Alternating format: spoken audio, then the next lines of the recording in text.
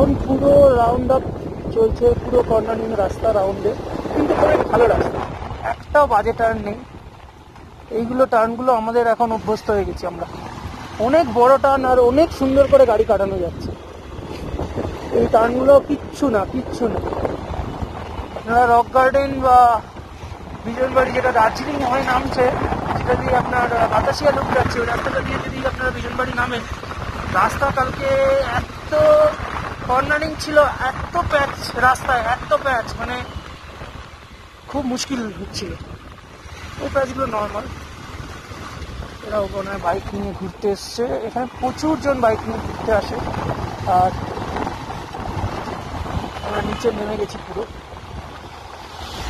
অনেকটাই নেমে গেছি, একটু জলগুলোর জন্য সমস্যা। এগিয়ে যাও গুরু, এগিয়ে যাও। পুরো ব্রেকের আর গিয়ারের খেলা, কিচ্ছু নয়। এই রাস্তায় গিয়ার মারতে হবে না, মাসে ব্রেক মারলে হয়ে গেল।